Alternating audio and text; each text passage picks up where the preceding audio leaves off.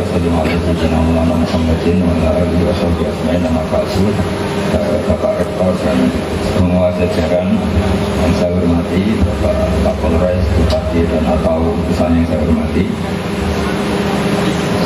utamanya Gus Sopo, ini teman saya juga guru kita semua yang saya hormati. Ini mau penguatan apa ya? Tema hari ini penguatan, katanya penguatan keilmuan, spiritualitas dan sebagainya. Saya tadi moderatornya sudah agak baik, nggak berani ngatur kiai. Tapi ternyata perilakunya tetap ngatur. Artinya ya tetap dosa. Jadi saya ini termasuk kiai yang fanatik. Jadi di mana-mana yang namanya orang tua itu nggak boleh diatur. Saya sampai tadi malam nggak yakin bisa datang. Karena saya ini kiai betul itu harus punya keyakinan besok itu tidak tahu apa yang dilakukan. Jadi wama tadri nafsum ada taksibu. Kalau kiai itu cari kepastian, itu sesat gitu.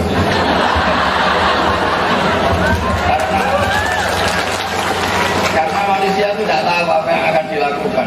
Jadi semoga ini tobat bareng-bareng. Jadi beda, ilmunya kiai itu beda. Ilmunya kiai itu saya sampai sekarang itu acara apapun seriusnya saya tetap nggak mau janji. Karena saya pegang konstitusi wama tadri nafsum ada taksibu. Tapi manajemen modern mengharuskan kita ini dipaksa agak-agak sekuler.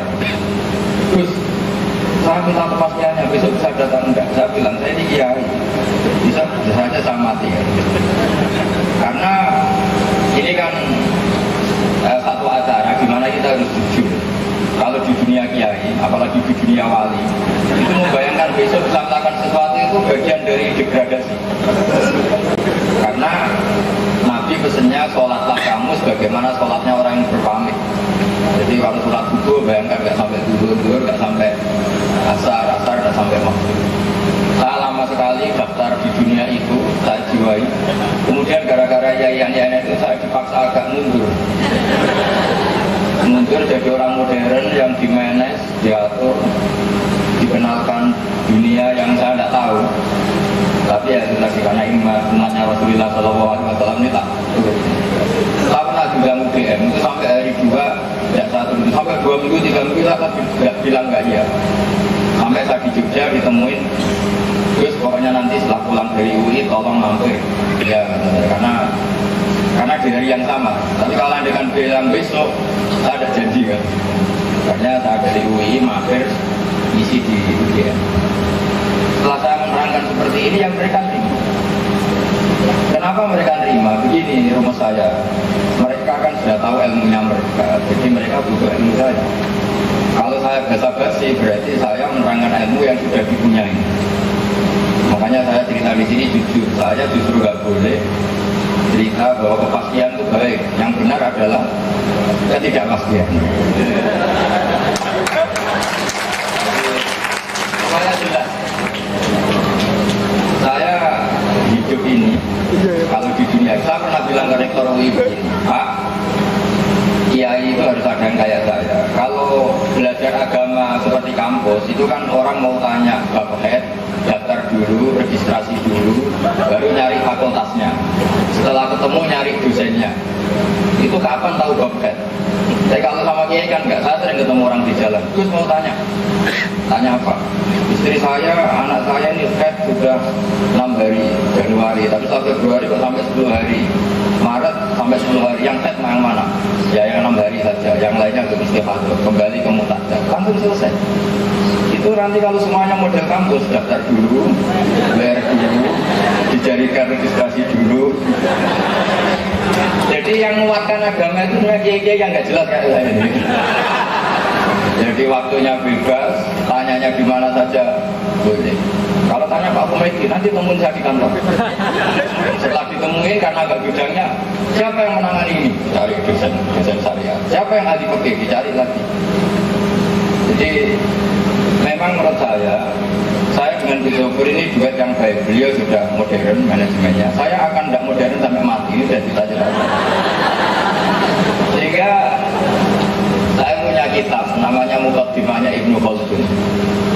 berkomentar begini. Suatu saat kebaikan itu profesi. Saya pernah ngomong ini di depan para dosen UI.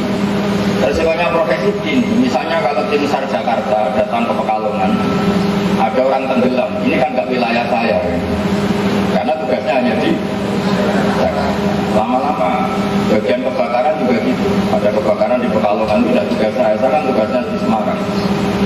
Nah bayangkan kalau agama seperti itu, dia di kampus dosen yang kakak, setelah pulang dia tidak berperilaku sebagai dosen. Pramugari senyum di pesawat, setelah di rumah nggak pernah senyum, karena senyumnya profesi. Ya. Begitu juga kebaikan. Gitu. Kalau Indonesia semua begitu, maka kita kehilangan stok sekian kebaikan. Tapi barokahnya orang-orang yang di jalan, ada kecelakaan langsung nolong. Barokahnya kiai-kiai yang di jalan-jalan ada orang tanya langsung dijawab. Barokahnya kebaikan yang ditanamkan kiai-kiai ada orang tenggelam tanpa ada yang menugaskan juga langsung ditolong. Jadi konstitusi ilmu yang dibawa para kiai bahwa ketika ada satu kebutuhan mendesak dan yang tahu hanya kamu, maka ta'ayyana alaika ini menjadi berdoain bagi kamu. Nggak usah tugas-tugas teritorialan, nggak ada. Ini penting saya utarakan supaya ilmu yang profesional itu harus dibawa ilmu yang masih samawi. Kalau kita pakai teori-teori tugas ya tadi orang belajar agama harus daftar dulu, registrasi dulu, masuk fakultas apa baru dapat ilmu. Sementara kalau ke kiai langsung tanya, langsung dijawab. Saya beberapa kali jawab pertanyaan itu di jalan. Makanya dalam dunia khazanah kiai itu harus berdampingan sama kampus, kampus juga harus berdampingan dengan kiai karena repot. Kalau ada orang sakit misalnya mendesak karena hari Setu tutup, Ahad tutup, Senin baru ditangani, bisa sudah mati kan ya. Makanya kalau dalam dunia kiai itu ada contoh ini untuk mahasiswa-mahasiswa. Ada orang mau masuk Islam, pamit seorang ustadz atau kiai, Pak, kiai saya ajarin syahadat. Kemudian kata kiai tadi, ngomong-ngomong kok binarak ngeteh dulu, atau ngopi-ngopi dulu, atau apalagi bilang mandi dulu. Itu di bab murtad, ini agak ekstrim ya. Itu kiai tadi itu dianggap murtad, di bab murtad, memang agak ekstrim. Alasannya ada pembiaran sekian menit dalam kekafiran yang kiai tadi bisa menghilangkan saat itu. Jadi kalau ngetehnya 10 menit, berarti ada status kekafiran yang kiai ini ikut terlibat karena pembiaran. Nah itu kalau 10 menit tadi si kafir tadi mati, matinya masih berstatus kafir gara-gara pengeteh dulu. Jadi harus halang dan fauran karena dianggap li'annal ibqa alal kufri kufrun, dia kiai tadi dianggap terlibat dalam ibqa alal kufri. Jadi artinya begini ya, ilmu-ilmu seperti ini harus kita jaga. Itu ibarat ada orang kecelakaan di pinggir jalan, kita dalam posisi tidak ideal, misalnya pakai celana kolor atau celana pendek. Ya tolong dulu, saat pakai baju dulu, baru kamu tak selamatkan. Itu bahaya, nanti bisa kelimbes truk lain. Nah, kekafiran itu lebih ekstrim ketimbang itu semua. Sehingga dalam fikih disebut harus fauron. Jadi kalau ada orang mau masuk Islam, itu harus diajari tauhid secara fauron, meskipun pakai bahasa Indonesia. Nah kalau seremonial di masjid nunggu undangan itu bukan sekedar salah, itu buyutnya salah. Harus diselesaikan dulu. Karena kalau tidak kita selesaikan berarti kita membiarkan kekafiran dalam sekian menit atau sekian jam yang kita mampu menghilangkan saat itu juga. Jadi artinya begini, dalam pengetahuan Islam juga sama. Kalau semua pendidikan itu modern, kemudian tidak ada kiai atau ustadz yang konten siap menjawab kebutuhan masyarakat tentang masailul ahkam atau masailul fikih. Ini bahaya sekali kalau semua hubungannya itu profesional.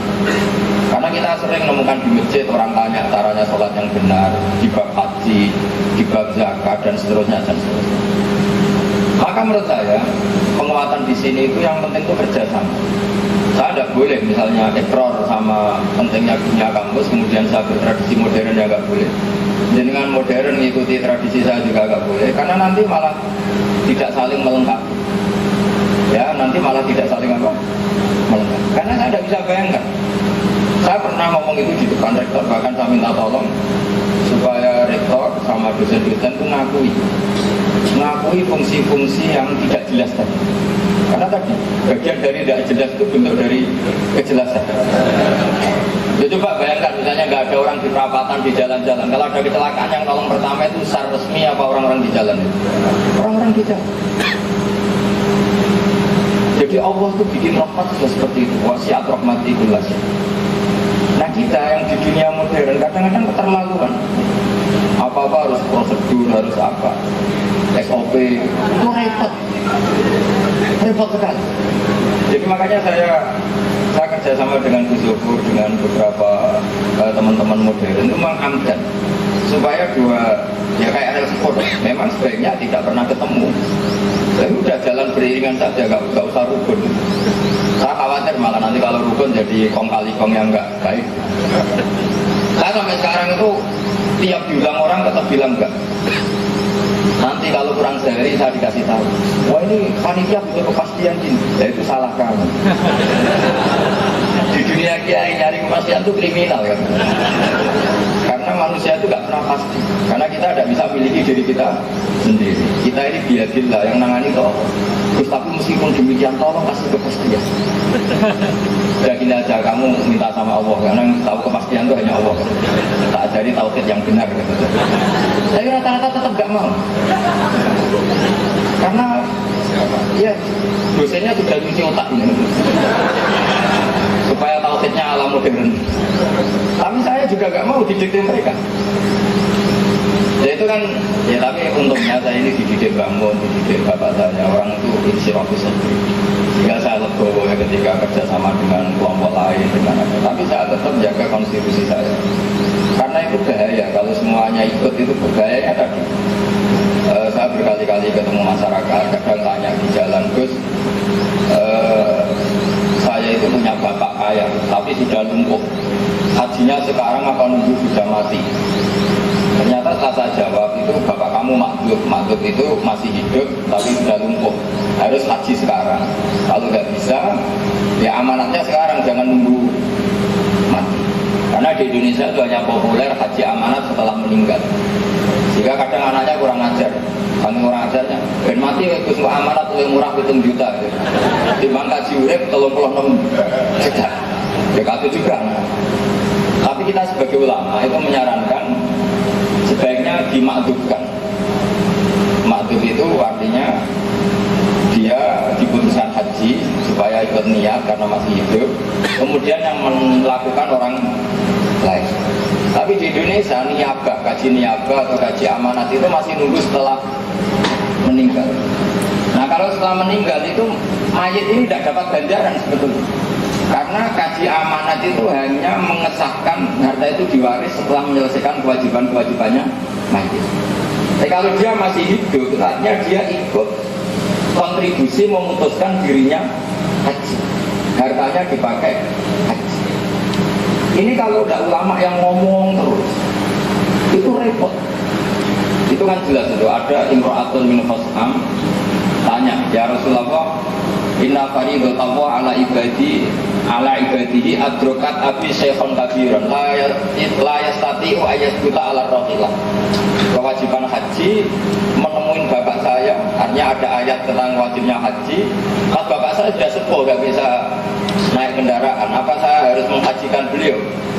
Jawabannya Nabi, andaikan bapak kamu punya hutang, apa setelah kamu bayar hutang itu lunas? Iya ya Rasulullah. Ya sudah, bapak kamu hajikan saja. Jadi sebenarnya kaji amanat itu sebaiknya malah kalau pas masih hidup.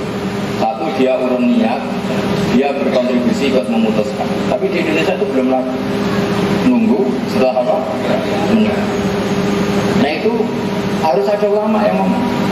Nah itu contoh saja. Karena kalau ulama ada yang ngomong, kampus itu hanya ngomong sesuai SKS-nya. Itu maksud saya gitu. Jadi nggak ngerti kebutuhan apa yang menjadikan orang harus masuk surga itu nggak ngerti. Taunya pokoknya urutan SKS. Nah ulama harus tetap seperti saya. Apa yang menjadi problem masyarakat tidak melakukan hukum-hukum Allah diinventarisir gitu, terus diomongkan terus menerus supaya jadi nilai yang berlaku di masa. Itu bedanya kiai dan dosen. Kalau sama tanya baik mana, karena saya kiai tak jawab baik kiai. Jadi, gak apa-apa kalau kamu dosen jawab saja baik dosen, gak apa-apa. Kita beda pendapat gak apa-apa. Tapi saya mohon berlatihlah demikian supaya kita ini sehat. Jadi jangan sampai kemodernan kita memanage itu sampai melupakan asas-asas tadi. Saya ini kan lama di Jogja, itu kebutuhan spiritual. Karena tadi yang ngomong psikologi misalnya hanya dosen psikologi, yang ngomong ekonomi hanya dosen ekonomi. Padahal yang ekonomi ya butuh psikologi, yang psikologi juga butuh. Nah kalau kiai kan psikologi ya diomongkan, ekonomi ya meskipun nggak ada yang spesifik nggak masalah. Sementing ini menjadi pasar umum, bukan pasar bebas tapi pasar umum. Itu dulu Nabi zaman Sugeng itu kalau mengajarkan psikologi itu gampang sekali, mudah sekali. Jadi Nabi misalnya, ya Rasulullah, gara-gara saya perang derek jenengan, saya ini tangan saya putus, kaki saya luka, semua tubuh saya luka. Jawabannya Nabi sederhana. Orang-orang kafir itu yang bela-belain Tauhid, bela-belain Lata Uzza juga sakit. Itu saja berani. Masa kamu demi Allah tidak berani? Jadi jawabannya itu ya ringan saja. Iyang saskum korkum hakut masal koma korkum mislu. Jika kamu luka karena perang demi Allah, mereka juga luka perang. Padahal mereka demi Tauhid. Sebagian ayat disebut watarjuna minallah mala yarju. Jadi intakum ta'lamuna fa innahum ya'lamuna kama ta'lamun wa tarjuna minallah mala yarju. Kalau kamu sakit karena menempuh pendidikan, orang-orang di luar kita juga sakit. Toh kita punya kelebihan wa tarjuna minallah mala yarju. Kamu punya harapan, sementara mereka tidak punya harapan. Saya pernah ditemuin seorang sosiologi, Gus pondok-pondok itu kok kayak otoriter, karena kiai itu posisinya kayak raja. Semua santri ngelayani gini-gini. Wah itu menurut saya otoriter. Terus dokter sosiologi ini tak suruh, coba kamu sekali-kali ngeliat film Cina. Film Cina itu ketua geng itu ngalang-ngalangi kiai. Rokok ada yang bawakan. Nyumet rokok ya belum, ada yang nyumet. Kenapa itu tidak kamu kritik? Setelah lihat film itu bilang, tak berkebin, dasar rabakat soleh, nak ngeritik kiai seneng, ngeritik geng Cina nggak pernah kata saya. Terus dia akhirnya dia sebenarnya mau bikin disertasi tentang perilaku kiai. Dia ngeritik dunia kiai itu otoriter, terus semua ingin dilayani gini. Saya bilang kamu itu tidak berani lihat film Cina dulu. Setelah lihat film Cina ternyata geng-gengnya itu juga dilayani sedemikian lebih. Maksudnya iya bisa ngeri Cina di Bank Indonesia. Artinya apa? Kadang-kadang karena kiai itu figur menarik, terus diteliti karena sebagai figur menarik, bukan meneliti sesuatu yang mayuslikul umat, yang maslahat bagi umat. Atau kadang peneliti itu hanya tertarik karena ini kejadian unik, kejadian aneh. Nah, ini saran saya sama Yayan Pekalongan, kalau agama tidak begitu cara berpikir, telitilah sesuatu yang yuslikul umat, yang bisa maslahat untuk umat. Jangan tertarik karena ini kasus spesifik atau aneh atau diabaikan terus kita teliti. Padahal diabaikan masyarakat itu bukti bahwa itu tidak ada nilainya dalam perjalanan bangsa ini atau perjalanan agama ini. Jadi saya itu yang masih protes, masih ganjil ya. Kenapa kita masih suka meneliti kasus-kasus yang unik? Itu nggak boleh kalau dalam agama. Agama itu cara berpikir al-aham fal-aham, yang prioritas penting prioritaskan, yang prioritas penting diprioritaskan. Jangan teliti yang tidak penting. Tapi kadang-kadang kasus yang unik itu, yang aneh-aneh itu diteliti. Ya kayak kasus itu orang teliti milkul yang perang nggak aku, orang teliti milkul yang itu neliti apa ingin punya nggak tahu, atau ingin merasakan nggak tahu. Nggak usah seperti itu. Jadi misalnya Indonesia itu tingkat perceraian itu tinggi. Yang paling tinggi adalah di daerah industri. Itu sebabnya apa? Harusnya seperti itu yang mendesak.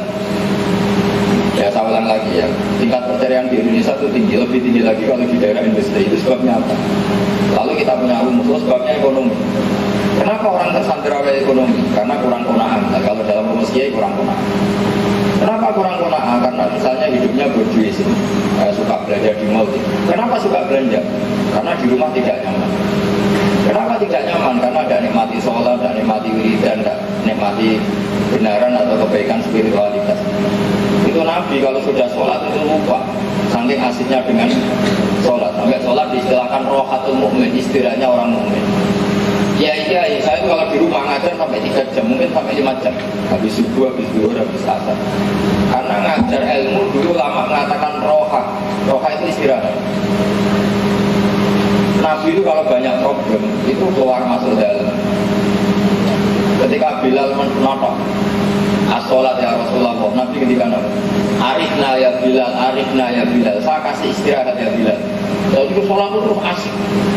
Pokoknya beliau ngendikan waktu roto ini di sholat, nyaman saya itu kalau sudah sholat. Nah sehingga kalau istri kita nyaman dengan sholat, kita sendiri nyaman dengan sholat, atau nyaman dengan belajar, kita nyaman dengan keasikan-keasikan rumah anak, rumah cucu, sehingga ini bisa melawan keasikan yang karena berjuis saja, karena belanja, karena shopping. Jadi makanya agama ini mengajarkan apa? Senang. Qul bi fadlillah bi rahmati fa bidzalika falyafrahu. Alam nashrah laka sadrak. Karena dengan senang dengan kebaikan ini insya Allah kita tidak tersandra harus senang dengan sesuatu yang maksiat, harus senang dengan sesuatu yang berbiaya, karena kita sudah asik dengan diri.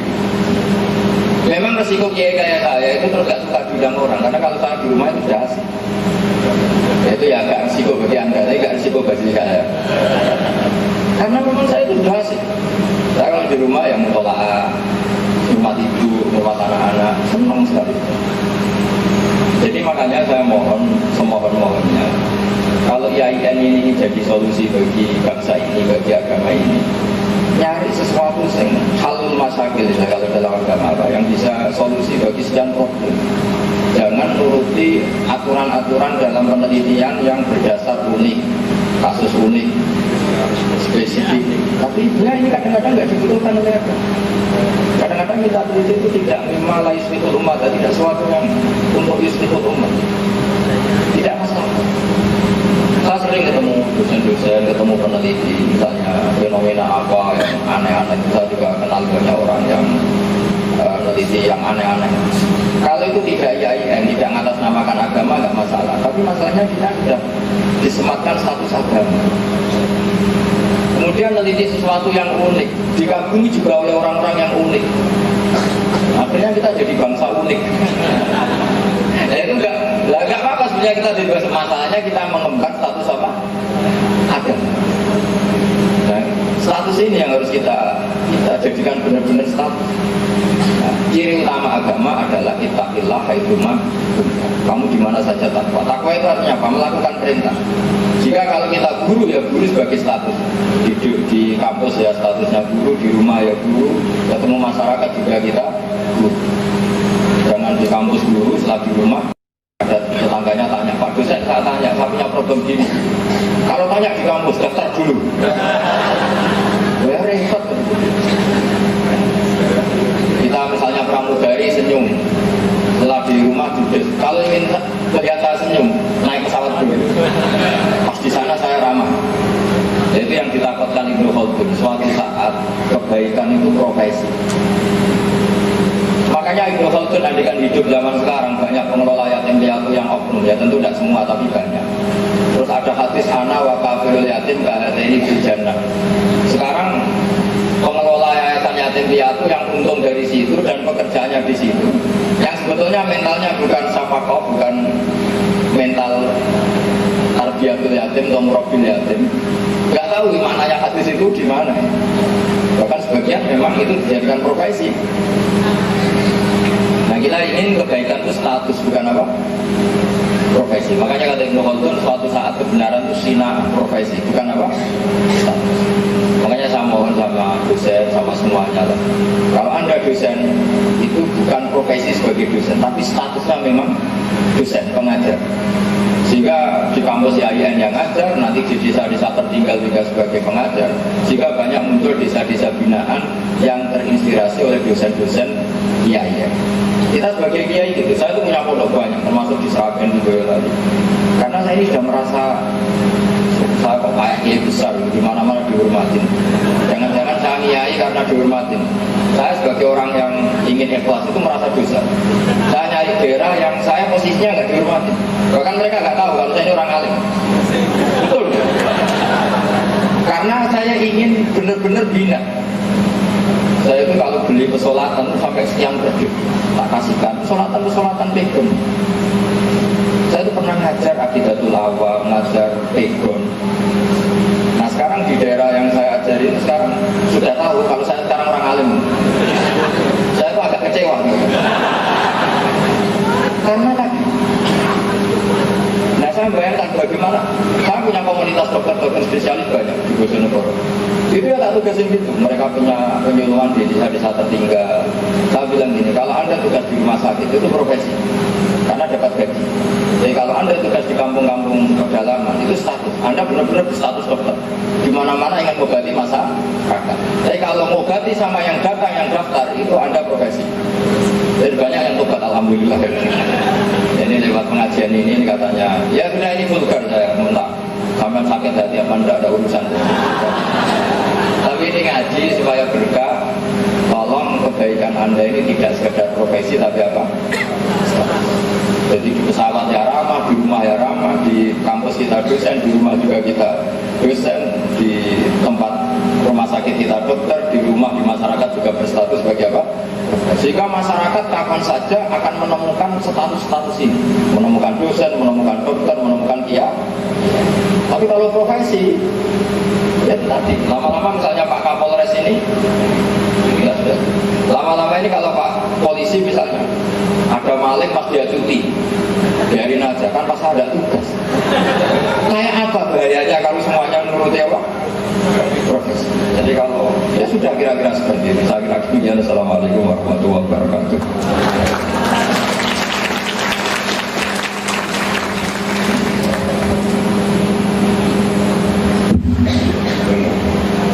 Assalamualaikum warahmatullahi wabarakatuh.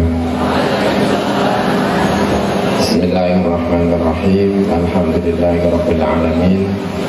Wassalatu wassalamu ala asyrafil anbiya'i wal mursalin sayyidina wa maulana Muhammadin wa ala alihi wa sahbihi ajma'in. Amma ba'du. Yang terhormat para alim ulama, para kiai, yang terhormat pimpinan IAIN Pekalongan, ada Pak Rektor, Pak Dr. Haji Ade Dedi Rohayana MAG, para pembantu rektor yang saya hormati, ada Dekan Fakultas Tarbiyah, ada Pak Dr. Haji Sugeng Solahuddin MAG, ada yang mewakili dari Pak Kapolres Pak Akrom, ada para ulama, para dosen, pimpinan, para mahasiswa-mahasiswi, dan spesial yang terhormat Kiai Haji Bahaduddin Nur Salim. Ini kakak kelas saya dulu di pondok. Saya kelas 5 ibtidak, Gus Baha sudah kelas 1 sanawi, jadi tanpa doa kelas. Tapi kemudian karena sering bareng hidup di pondok satu kamar, mengajari yang aneh-aneh, selalu mengajari, selalu berpikir berbeda.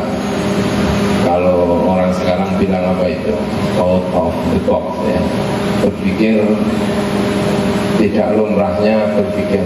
Saya dulu kelas 5, kelas 6 ibtidak itu diajak hidup aneh.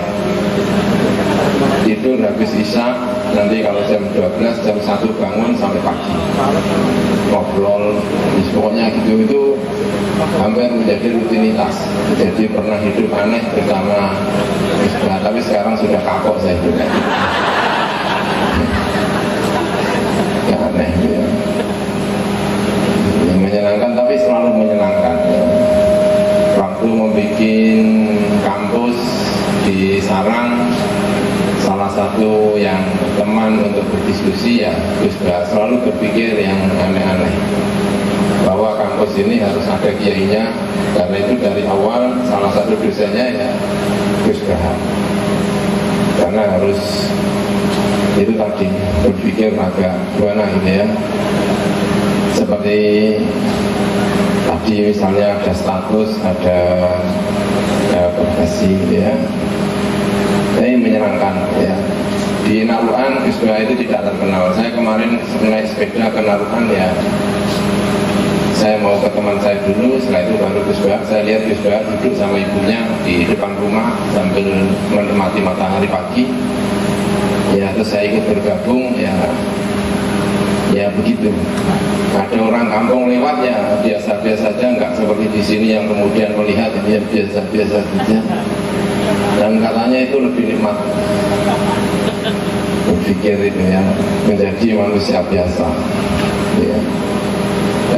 Mahasiswa-mahasiswanya, saya membaca tadi kemarin saya membaca judulnya atau tema pada pagi hari ini, ada penguatan etos keilmuan, ada spiritualitas, ada karakter, ada revolusi industri, ada kata-kata kunci yang banyak sekali. Karena saya sekolah agak urut ya, ada S1, ada S2, ada S3, kemudian kembali, jadi berpikirnya juga kadang-kadang agak urut ya. Kalau di sebelah ini pikirannya agak urut ya. Saya ini agak urut, jadi kalau ini berpikir gitu ya, mana ini, tapi saya senang dengan ini. Saya mencoba masuk misalnya kalimat Nabi ya, ini biar ini aja ya, agar masuk dengan tema-tema itu ya. Kalimat Nabi misalnya, Nabi itu dulu ada perdebatan misalnya tadi itu antara berpikir kepastian dengan berpikir tidak kepastian, berpikir tentang ketuhanan, berpikir tentang kemanusiaan. Dulu itu ada perdebatan tentang kalimat Nabi. Kalimat Nabi itu dari kata dasar apa? Ada yang mengatakan kalimat Nabi itu kata dasarnya adalah dari naba'ah, yang artinya adalah berita. Itu artinya bahwa Nabi itu adalah sang pemberi berita dan yang diberi berita, yang mendapatkan berita. Nabiun atau munba'un, munbiun atau munba', memberi kabar kepada umat, diberi kabar oleh malaikat. Nah, siapa yang memberi kabar? Ya Gusti Allah. Jadi ilmunya itu murni mendapatkan kabar. Jadi jangan tanya misalnya Nabi tidak pernah membaca kok tahu ya, karena semuanya dari Gusti Allah. Dan yang berpikir seperti ini itu biasanya orang-orang tradisionalis, orang-orang Asy'ariyah ya, kalau bahas teologi. Dan biasanya orang yang terpengaruh dengan pemikiran seperti ini, daya spiritualitasnya luar biasa. Karena mengandalkan ilmu itu dari Gusti Allah. Karena itulah biasanya orang yang seperti itu punya daya spiritualitas yang tinggi. Nah, kemudian yang kedua, itu ada yang bilang Nabiun itu bukan dari naba'ah, tapi dari nabawa. Minal masdar an-nabuah atau masdar nabawah, yang artinya adalah punya derajat yang tinggi. Artinya ada sisi manusianya. Dan orang yang seperti ini itu sangat didukung oleh Mu'tazilah. Dan itu kalau kita baca buku-buku Mu'tazilah itu selalu bilang Nabi itu bukan dari nabaun tapi dari nabuah atau nabawa. Tapi kalau kita baca buku Asy'ari itu selalu bilang Nabiun itu dari kata naba. Karena itu yang model seperti ini itu spiritualnya biasanya agak gimana gitu, tapi nilai intelektualitasnya biasanya tinggi. Nah, umat Islam itu kadang-kadang terbelah. Kalau sudah bicara intelektualitas itu biasanya spiritualnya itu agak ya gimana gitu. Tapi kalau sudah bicara intelektual, spiritualitas itu kadang-kadang nah gitu, pokoknya gitu, modelnya gitu. Orang itu kalau sudah jadi desa ya pawaannya desa. Tapi kalau sudah jadi kota itu hubungannya beras orang mandi. Itu saya khawatir kampus-kampus itu jadi Mu'tazilah, kehilangan spiritualitas, tapi yang spiritualitas kehilangan. Karena dulu itu perdebatannya nggak ketemu-ketemu antara naga dengan nabawa. Tapi untungnya Asy'ari itu ketika memberi sifat-sifat Nabi, walaupun di belakang sifat wajib Rasul itu ada berapa? Ada 4: sidik, amanat, tabrek, fatonah. Nah, fatonahnya itu di belakang. Jadi kalimat nadanya, cerdasnya itu di belakang. 3 sifatnya itu murni Tuhan, urusan spiritualitas. Ada sidik, amanat, tabrek, itu semuanya adalah. Padahal orang beragama itu tidak boleh dua-duanya.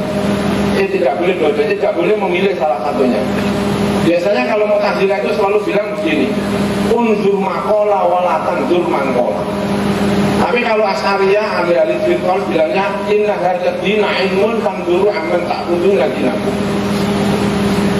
Yang penting apa yang dibicarakan, tidak penting siapa yang berbicara. Kalau baik kita terima saja, Amerika kita terima, Cina kita terima. Wajahnya hari ini zina, besok dia bicara agama, asal baik kita terima. Itu model-model Mu'tazilah, dan itu mengkhawatirkan sekali. Tapi yang satu bilang inna hadzal ilma dinun fanzuru amman ta'buduna dinakum. Ilmu ini agama. Hati-hati kalau kamu belajar pada orang, mesti omongannya baik, tapi hati-hati, barangkali menyembunyikan banyak hal. Itu sering susah ketemu. Yang satu bilangnya undur makola, yang satu inna hadzal ilma dinun. Kami kalau di pesantren itu yang terkenal bukan undur makola, yang terkenal adalah inna hadzal ilma dinun. Karena itu kalau milih pesantren itu mesti delok kiai ini, itu sapa iku kiai ini? Wong mondok nempone iku kiai ini sapa? Mau mondok tenggene Gus Bahak mesti yang didelok Gus Bahak. Tapi kalau di kampus itu selalu dibilang undur makola, makanya tidak masalah. Malamnya lihat biskop dengan macam-macam, terus besoknya menjadi dosen, itu dalam perspektif kampus bisa jadi tidak bermasalah, karena undur makola wala tandur mankola. Tapi kalau di pesantren itu biar semua. Hari ini kalau kiai kelihatan, besok tadi malam lihat biskop, besok santrinya bisa kabur. Kayak kalau di kampus bisa undur makola, karena dua perspektif kalau tidak ketemu itu bisa berbahaya. Nah, saya ingin bahwa dua-duanya itu ternyata mari kita selesaikan perbedaan antara Asy'ari dengan Mu'tazilah. Orang bicara agama itu sepinter kayak pun, kalau perilakunya nggak baik, masyarakat nggak akan mau, pasti nggak mau. Yang penting kan saya sudah belajar, yang penting saya sudah belajar. Tapi kalau perilakunya nggak baik, nggak ada yang mau. Karena agama itu bukan soal akal, tapi agama itu soal rasa. Kalau potong aku kok seneng karo Gus Bahak, itu nggak bisa diteorikan. Oh, itu karena.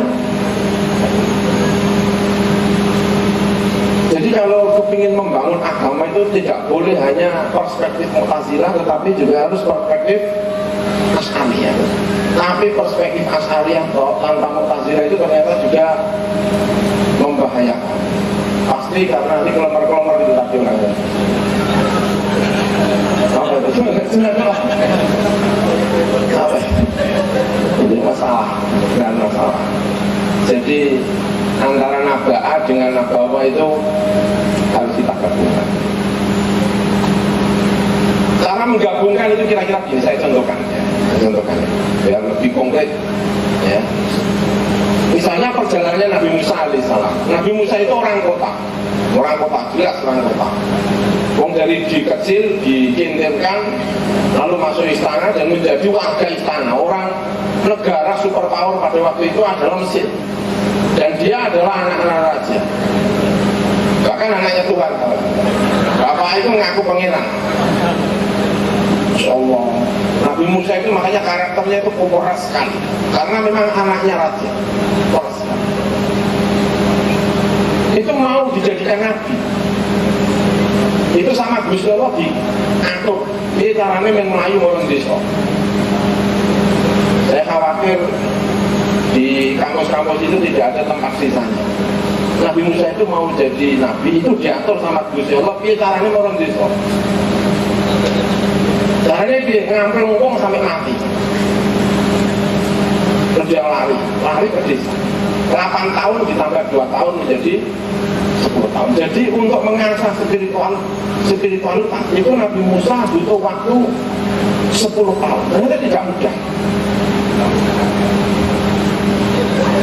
Lalu kemudian jalan diangkat jadi nabi. Diangkat jadi nabi itu belum sah untuk mendapatkan Taurat. Baru bertemu dengan Gusti Allah, tapi belum mendapatkan Taurat.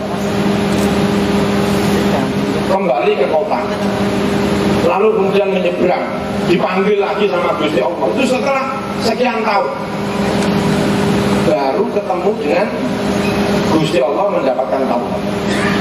Arba'ina yauma, suruh puasa dan sebagainya. Itu dari kitab Taurat itu didapatkan Nabi Musa itu tidak murni masalah akal, tetapi ada nilai-nilai spiritual. Itu tidak bisa seperti itu. Nabi Musa itu perjalanannya untuk mendapatkan Taurat itu agak rumit. Ke desa, mesti ke desa. Nggak ada nabi diangkat jadi nabi di pasar, itu tidak ada. Nabi diangkat jadi nabi itu selalu di desa, karena membutuhkan spiritualitas. Ada. Ya. Tapi ketika menyebut nabi itu mesti dari kota. Wa ma arsalna min qablika illa rijalan nuhi ilaihim min ahlil qura. Cuman di pondok itu kadang-kadang Korea dimaknai desa, padahal Qura itu maknanya kota. Makanya Mekah itu disebut Umul Qura. Kalau Qura itu maknanya desa, berarti ibu desa, bukan kota. Padahal Mekah itu Umul Qura, ibu kota. Tapi Korea kadang-kadang Koreatin desa, ya Korea itu kota. Nabi seluruhnya kota karena membutuhkan fatona. Butuhkan fatona, tapi butuh spiritualitas itu tadi. Butuh. Dan itu Indonesia ini atau itu agak bermasalah ya. Kalau misalnya yang spiritualitas itu tanpa diimbui dengan intelektualitas, yang intelektualitas tanpa ada spiritualitas, itu masyarakat itu kacau semua, jelas kacau. Karena masyarakat itu lebih cenderung mengikuti kepada mereka yang berspiritualitas ketimbang mengikuti yang berintelektualitas. Secara awam, manusia secara umum lebih memilih ini. Itu kalau tidak dibumbui dengan intelektualitas itu yang kalau kata Gus Bah itu wong busuk sing ora pinter iku luwih medeni. Wong busuk sing ora pintar itu lebih menakutkan, itu bahaya sekali. Itu harus Nabi Muhammad untuk menjadi spiritualitas yang tinggi itu juga begitu. Itu tidak serta-merta, membutuhkan waktu-waktu. Ya, membutuhkan waktu-waktu. Nabi Muhammad diangkat menjadi seorang nabi umur 40 tahun. Ya. Kemudian Nabi menjadi sempurna itu ketika Isra Mi'raj. Spiritualitas tertinggi Nabi Muhammad itu ketika Isra Mi'raj itu jedanya sekitar 10 tahun, 11 tahun, 12 tahun sesuai dengan perbedaan sejarah. Itu tidak langsung tiba-tiba. Ya kalau ada yang tiba-tiba itu mesti selalu bermasalah. Nabi Musa itu mendapatkan Taurat itu ya tidak langsung. Perjalanan kemudian ke Mesir lama, ketemu Nabi Khidir dan sebagainya, baru mendapatkan kitab apa? Itu Nabi Musa alaihi assalam. Ya. Kemudian ya, yang terakhir ini barangkali ya, orang menganggap bahwa nilai spiritualitas itu identik dengan usia yang sudah tua. Kalau usianya tidak tua, maka spiritualitas berasnya kemudian menjadi kering misalnya, atau kurang mumpuni ya. Ini sebetulnya agak mengecewakan, karena belakangan ini seringkali kita itu mendapatkan keluhan bahwa kiai-kiai sepuh sudah kami dipun-pundut dening Gusti Allah Subhanahu wa taala.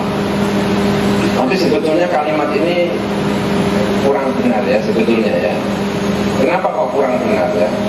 Karena dalam sejarah itu tokoh-tokoh spiritualitas itu banyak diisi oleh kalangan muda, bukan kalangan tua, tapi kalangan muda.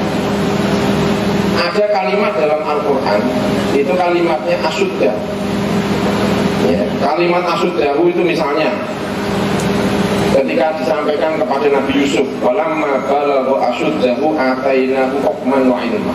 Itu kalau tafsir Jalalan itu menyebutnya umur 33 tahun. Artinya untuk menjadi seorang nabi yang tadi itu dari Naba'a dan dari Nabawa, itu Nabi Yusuf sudah bisa melampaui umurnya sekitar 33 sampai 40 tahun.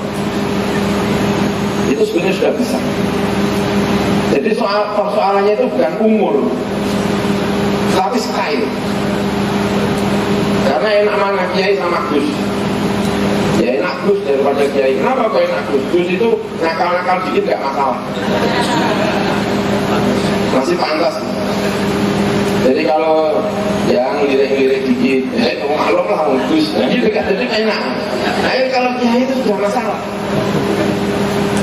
Makanya paling enak itu jadi Gusmus. Sudah sepuh tapi tetap Gus. Jadi ya Gus itu agak bermasalah. Ada nikmatnya tapi sebetulnya itu tadi. Jadi umur 33 tahun itu sudah. Ada lagi misalnya dalam cerita Nabi Musa alaihissalam, walamma balagha asyuddahu wastawa. Tapi ada kalimat wastawa itu dalam Nabi Musa alaihissalam. Karena Nabi Musa itu keluar dari Mesir untuk pertama kali itu belum ada, umurnya belum sampai 30 tahun. Belum sampai 30 tahun. Kemudian nyuwito dengan Nabi Syuaib itu 8 tahun ditambah 2 tahun. Berarti berapa? 10 tahun. Kalau umurnya 28 ditambah 10 tahun berarti 38. Melakukan perjalanan lagi di tengah jalan mendapatkan wahyu. Berarti diangkat dari Nabi itu kira-kira yang umurnya 38 tahun. Tapi itu belum mendapatkan Taurat. Tapi sudah setara Naba'ah dan Nabawa, itu sudah cukup. Nah sekarang ini tokoh-tokoh muda itu merasa bahwa tidak cukup umur. Tapi sebetulnya itu bukan soal umur, tapi soal style. Mau meninggalkan style lama itu susah sekali ya. Mau meninggalkan style lama itu, makanya di Indonesia ini sangat membutuhkan tokoh-tokoh spiritual. Itu memang itu kebutuhan yang luar biasa itu. Makanya alhamdulillah saya senang sekali Akidus Bahai itu. Nah, kita sangat membutuhkan itu ya. Bahkan kalau yang mau lebih muda lagi, yang agak ekstrim ya Nabi Yahya. Karena ya Yahya khudhil kitaba biquwwah wa atainahul hukma sabiyya. Sehingga dalam tafsir-tafsir itu menjadi masalah. Hukma itu artinya apa-apa, kenabian atau apa? Karena kalau kenabian masuk bocah cilik kok jadi nabi itu kok namanya. Tapi satu kepastian bahwa Nabi Yahya itu diangkat dari nabi ketika umurnya masih sangat muda. Artinya sangat muda itu tidak menghalangi seseorang untuk melangkah menjadi tokoh spiritual. Melangkah untuk menjadi tokoh spiritual. Dan saking rindunya orang terhadap tokoh spiritual, itu begitu orang ngajak spiritual, itu saking rindunya. Misalnya saya tiba-tiba terus maca yang kira-kira jadi kiai gede, itu jalan itu orang langsung kasih jalan. Di Mesir itu ujung-ujung terus apa itu orang apa namanya orang kastur itu juga pakai seperti itu. Ada kawan saya itu dikira kiai, anaknya dicium, oh ternyata kastur. Karena jenggotan terus pakai ini itu dicium. mintain. Jadi saking rindunya terhadap tokoh-tokoh seperti ini. Nah masalahnya itu tadi ulamanya itu yang pintar malah kelanangan, malah tidak mau jadi tokoh seperti itu. Itu yang agak benar. Banyak ada cerita, ada namanya Abu Sufyan. Sholat makmumnya muda-muda. Terus ditanya-tanya man anta, oman nyebut satu-satu semuanya muda. Yang tua cuma satu, muadzinnya. Lalu dia mengatakan, baik kamu semuanya muda-muda. Seluruh nabi diangkat jadi nabi, semuanya muda. Tidak ada tokoh diangkat jadi nabi itu sudah tua, itu tidak ada. Jadi kalau yang sudah umurnya 60 tahun kok ingin jadi nabi itu tidak mungkin. Terlambat, kepinginannya itu terlambat. Ya, jadi untuk menjadi tokoh spiritual itu kadang-kadang bukan kadang-kadang dia tidak soal usia, bukan soal usia. Orang menangisi bahwa kiai sepuh sama wafat, orang enggak. Saya sih tidak menangisi. Saya menangisi kenapa yang muda-muda ini tidak sepuh-sepuh. Jadi ya kamu. Itu betapa sebetulnya orang itu merindukan inna hadzal ilma dinun fa'khudhu aman wanzuru aman ta'khuduna dinakulillah. Dan salah satu ciri dari kiai-kiai spiritual, tokoh-tokoh spiritual itu cara mengajarnya, ya. Cara mengajarnya itu momen-momen penting itu tidak sendirian, tapi ngajak santrinya karena mau mendidik. Contohnya Nabi Musa ketika mau ketemu Nabi Khidir itu nggak sendirian. Kenapa? Karena yang mau diajak ini mau dijadikan tokoh spiritual masa depan. Cara didiknya itu tidak hanya melalui PowerPoint, enggak, jalan-jalan. Gus Bah itu kalau pergi dijamin nggak pernah tidak mengajak satu santrinya. Bukan apa-apa, itu memang torikohnya ulama. Jadi kalau ada kiai ngajak, kok kiai kalau pergi kok nggak tahu pasti ngajak. Itu sedang memerankan Nabi Musa ketika mau pergi sama Nabi Khidir. Bayangkan Nabi Musa mau pergi ke Nabi Khidir ya. Misalnya perjalanannya memakan waktu 15 hari. 15 hari itu butuh tidur berapa hari? 15 hari. Santri tidur sama gurunya. Itu bisa dilihat. Tang ini jam piro, pantas tuh rata dari masa kalau kiai kok tangi jam itu biar. Nabi Musa itu di tengah jalan kok bangun jam 7 itu sudah nggak sah dari Nabi. Bengi-bengi rata hajut di kiai biar karena ini. Jadi Nabi jadi ini kok makanya diajak. Kok sekali-kali mahasiswa itu jalan-jalan sama dosennya gitu loh. Kira-kira dosennya ngapain gitu loh. Ya ini kira-kira gitu. Nabi Muhammad ketika mau hijrah, dia yang diajak teman siapa? Kenapa? Karena dalam perjalanan itu ada peristiwa spiritual. Wah takut. Innallaha idhu mafil ghor. Dalam keadaan seperti itu, dua takut. Abu Bakar sudah gemetar. Takut ya Abu Bakar. Innallaha. Itu kamu namakan peristiwa apa itu? Itu peristiwa penting. Abu Bakar tidak boleh kehilangan momen ini karena dia akan menjadi tokoh masa depan. Itu istimewa. Makanya saya harap kalau ada kunjungan ke luar negeri, Pak Rektor ini tiketnya tidak satu, kami dua. Nah, ini kira-kira ya kan? Kira-kira ada minimal dua. Dan nanti muridnya itu akan tahu ini benar-benar Pak Rektor atau tidak. Jadi kira-kira tokoh intelektual murni atau tokoh spiritual. Nah itu selalu begitu. Bukan sendirian, tapi mengajak. Tujuannya apa? Banyak sekali itu. Ya, melakukan perjalanan. Jadi mengajar itu tidak hanya murni pakai PowerPoint, tapi mengajar itu artinya adalah jalan-jalan, artinya diajak bareng, diajak. Nanti dia akan tahu bagaimana caranya hidup dengan baik, menjadi tokoh yang luar biasa, tokoh yang lama sudah turun, tokoh yang di bawahnya akan hadir. Dan kita berharap itu tadi ya, antara kepastian dengan tidak kepastian seperti tadi katanya juga tadi, model kiai saya ini biarkan, yang ini biarkan bekerja sama, insya Allah akan melahirkan perspektif yang baik di Indonesia ini.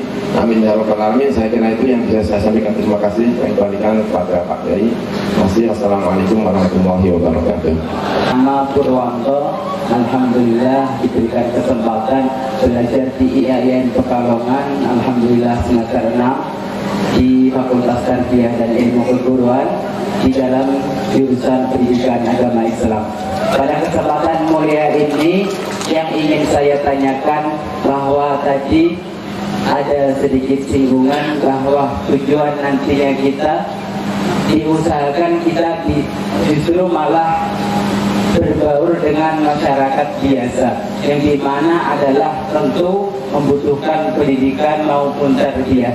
Nah, yang ingin saya tanyakan, nanti kita sebagai santri maupun mahasiswa, langkah awal yang tepat ketika kita ingin mensyiarkan agama Islam maupun pendidikan, itu apakah kita nunggu ditunjuk oleh masyarakat, apakah kita nanti semacam inisiatif dari kita sendiri? Karena daripada masyarakat itu banyak perspektif yang beda-beda.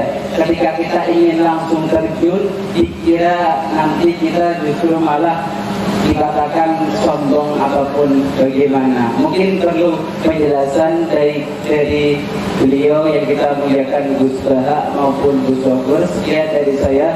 Assalamualaikum warahmatullahi wabarakatuh.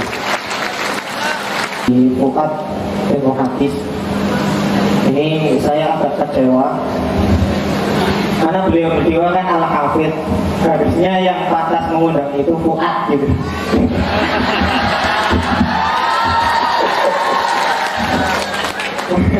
Masa Pak Buruan gitu.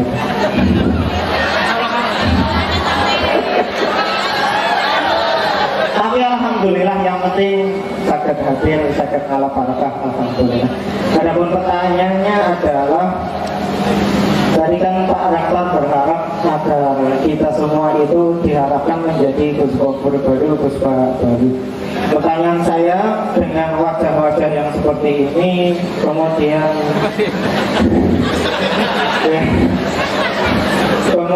dengan sistem yang seperti ini, berapa persenkah kesempatan kita untuk seperti panjenengan? Begitu. 1, 2, apabila sangat berkurang sekali, mohon tips, mohon arahan agar betul-betul keinginan atau harapan Pak Rektor untuk menjadi Gus Bahat dan Gus Gofur baru ini terlaksana seperti itu. Matur suwun. Wassalamualaikum warahmatullahi wabarakatuh. Assalamualaikum warahmatullahi wabarakatuh. Moga dipersilakan. Aturan ya. Oke, moga. Ini saya senang jawab yang pertama. Saya jawabnya biar saja ya. Misalnya gini, Anda ahli ban bocor gitu. Itu kan pertama ditulis saja dulu, ahli ban. Ya nggak apa-apa, misalnya tadi ya, kita tahu ada bidan juga ditulis bidan, gitu, dokter gigi. Gitu. Jadi memang pertama itu harus memaklumatkan diri bahwa Anda punya status apa, jangan profesi apa, status apa. Nah kalau Anda misalnya diri khawatirkan dianggap itu ambisi atau melete atau sombong, gampang saja. Saya ini ngalami itu di Jogja. Misalnya saya meskipun di Jogja, kota intelektual, saya tetap baca Bukhari, baca Jalalain, baca Nasaihul Ibad. Akhirnya orang itu tahu kalau saya ngaji Jalalain kemana. Nah kadang-kadang alumni Monter itu enggak masang pelang ya tidak, harusnya kan ditulis ahli takrib, medium, takrib saja, ahli hikam dan atam itu saja. Atau kalau enggak ya siap menyalurkan orang yang ingin mondok, karena saya pernah mondok di sarang, siap ngantar. Setahu kita orang memanfaatkan jasa semua itu dimulai dari memaklumatkan diri. Maka agama ini juga dimulai dari iklam. Pertama Rasulullah jadi Nabi, itu pertama beliau datang ke sofa, semua orang dikumpulkan, dimaklumatkan kalau beliau adalah seorang Nabi. Itu penting. Saya itu merasakan itu ketika saya di Jogja ngajar takrib, ngajar Jalalain, ngajar. Bahkan UI UI Universitas Islam Indonesia minta diajarin kita. Saya di sana ngajar Sajaratul Ma'arif. Tapi problem kita adalah kan karena tidak pede terus menyembunyikan diri. Setelah menyembunyikan diri terus ngilang-ngilang wali itu syaratnya harus umur, harus masker. Akhirnya kayak dukun gitu, lama-lama itu jadi. Itu betul, itu memang nyata. Dulu enggak, dulu semua ulama itu menceritakan syaratnya. Makanya saya setuju dengan riwayat tidak tuharatul kita wal bid'ah fal yudhiril alimu ilma wa illa fa'alaihi la'natullah wal malaikati wan nasi ajmain. Jika zaman akhir banyak fitnah, banyak hoax, maka orang alim fal yudhiril alimu, orang alim harus menampakkan kealimannya. Wa illa fa'alaihi la'natullah. Coba misalnya Gus Gofur tidak ngajar tafsir, saya tidak ngajar tafsir, kemudian ada orang lain yang kata Pak Rektor tadi kadang dari SMA terjurusan tafsir, mau tidak mau nanti namanya sarjana ilmu tafsir. Terus mereka ngajar tafsir yang saya enggak. Bisa dibayangkan tertib yang dibaca itu. Bukan curiga, sangat curiga. Artinya ya sudahlah, ditekuni saja, membaur di masyarakat, tapi ya tentu tetap jaga kesopanan. Saya sampai sekarang sama paman-paman saya, bapak saya tetap cium tangan, meskipun mungkin mereka ngaji saya. Banyak paman saya ngaji saya. Karena tadi dimulai dari memaklumatkan diri, tapi nggak perlu sombong. Ya tadi, istiqomah saja, misalnya saya baca takrib, baca sulam konkret. Sehingga orang itu tahu, kalau saya tanya, oke sama siapa? Oh, sama yang ngajar takrib. Saya tanya tafsir sama siapa? Sama yang ngajar tafsir. Apalagi kalau kita ngajar tafsir kemudian menyebut sekian kita, misalnya tafsir Tobari, tafsir Qurtubi. Sehingga orang dulu saya di Jogja juga gitu. Saya tidak pasang klan. Padahal sebenarnya saya berat, misalnya ahli tafsir.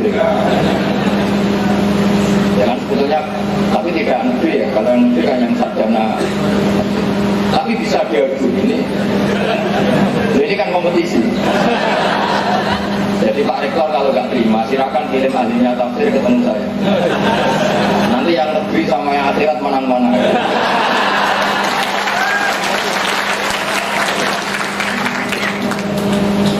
Bukan urusan menang dan kalah, tapi itu bagus kan kalau ada kompetisi, ada munafasah, ada kompetensi. Nanti kalau yang biji Rektor ya menang yang dari AIN. Tapi kalau yang biji Malaikat Jibril pasti menang saya. Karena syaratnya ahli tafsir harus hafal Quran. Kira-kira sarjana tafsir jangan hafal Quran. Nah ini kalau tanya rektornya hafal enggak? Malah panjang lagi. Syaratnya seorang tafsir itu syarat dasarnya itu harus hafal Quran. Hafal sekian ribu hadis. Bukan arba'in awaliyah.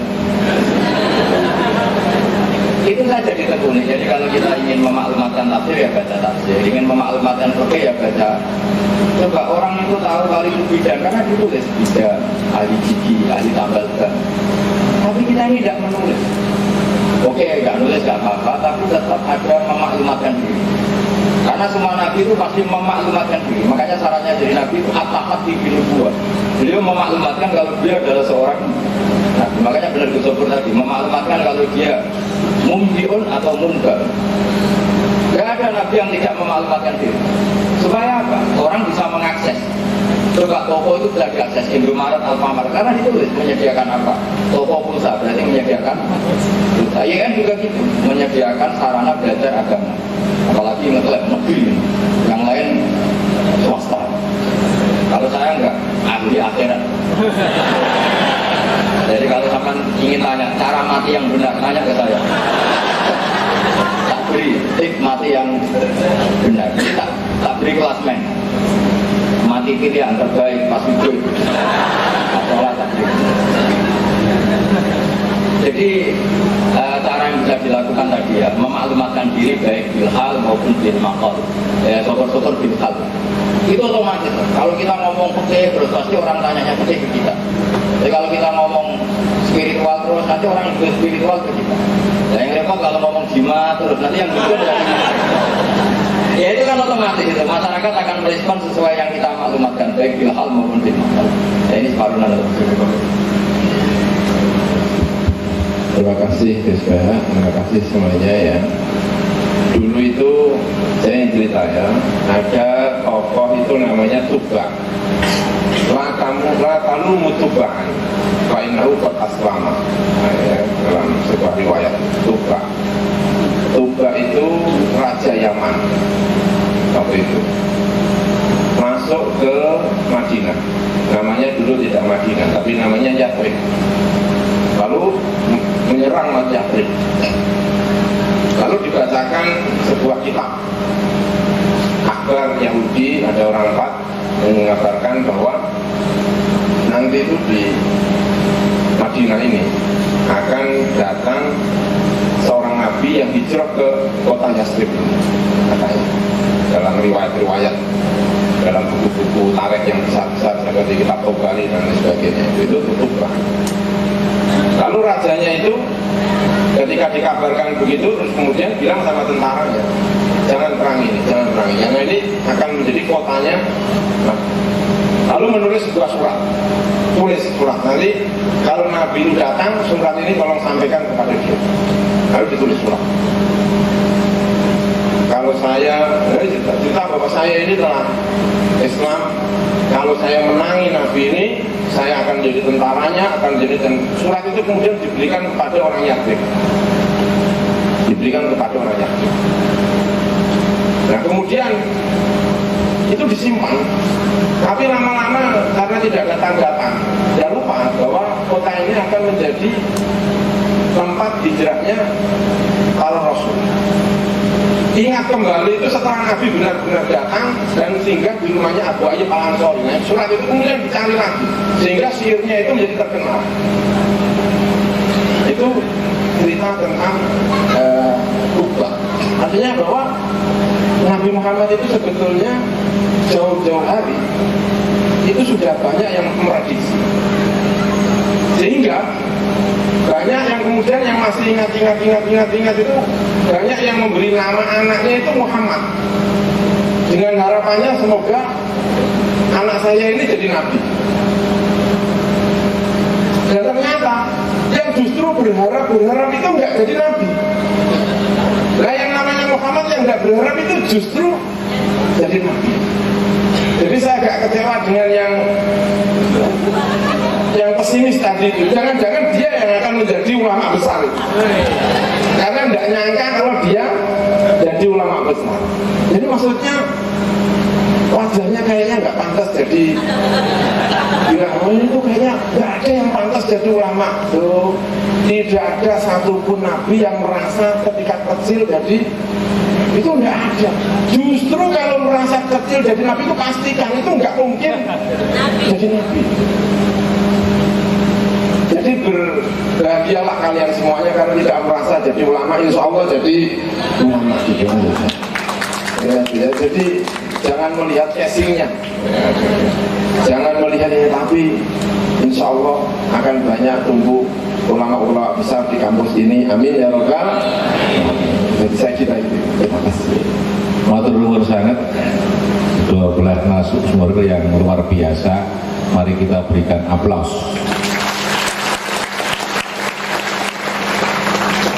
Waktu kami kembalikan ke pembawa acara.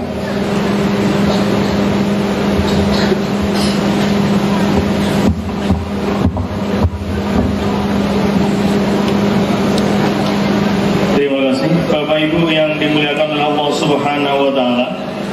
Untuk acara selanjutnya adalah doa kepada beliau Bapak Kiai Haji Kaprawi Umar. Kami persilahkan.